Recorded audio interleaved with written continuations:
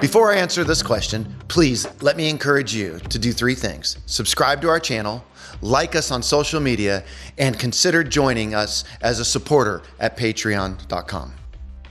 Welcome to the 1 Minute Apologist. My name is Bobby Conway, and it's a privilege for us to have Shawn Hart in the studio with us. We're actually at RZIM, getting some of the itinerant speakers who travel around the country for RZIM. So Shawn, thanks for being on the program. Yeah, thanks for having me. Excited to be with you. Talk to us about why it's important for us to understand the image of God. Why is the image of God important to the Christian? Yeah, well, I think the image of God, when we're, for non-Christian and Christian to understand, I mean, for both people to understand, for the Christian, we need to understand what it is, because we oftentimes hear people say, like, you have value because you're created in God's image, but we sometimes don't go on to help people understand what that actually means. And for the non-Christian, it's very much because they are created in God's image. I think that undergirds a lot of their experience, whether they know it or not. So for instance, take this longing for justice that we have in our world.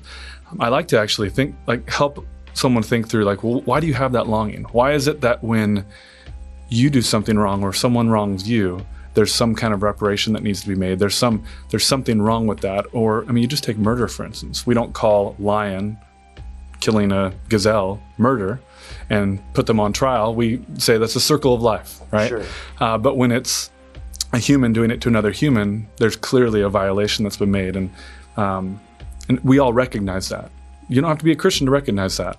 You don't have to be a Christian to do good things.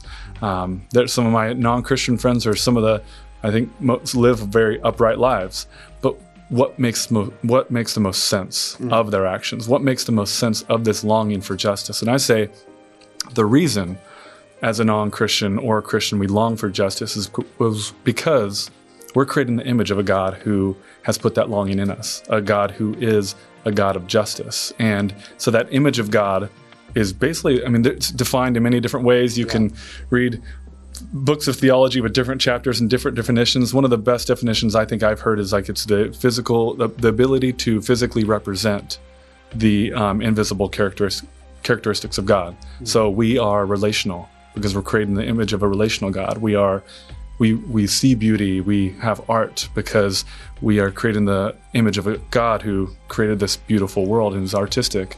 Our rationality makes sense because we're created in the image of a rational God who made a universe that's rational for it to make sense within. And so that kind of taps into this idea of what is the image of God. It's our ability to manifest the invisible God, make him actually seen.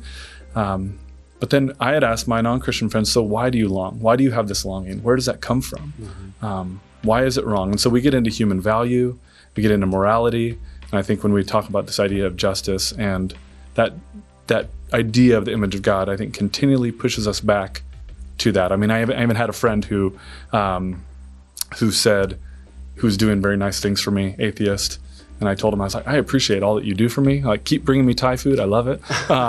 Don't stop here with this, but why do you do it? So, because it's the right thing. Well, why is it right? And I said, listen, the Bible says love your neighbor. You're doing a very good job. I got to give it to you. Keep doing it. But why love your neighbor in a survival of the fittest world? And I said, I just want you to live a more consistent life. We were kind of that relationship where we take jabs at each other. Yeah. So that's a little bit on the image of God, I think.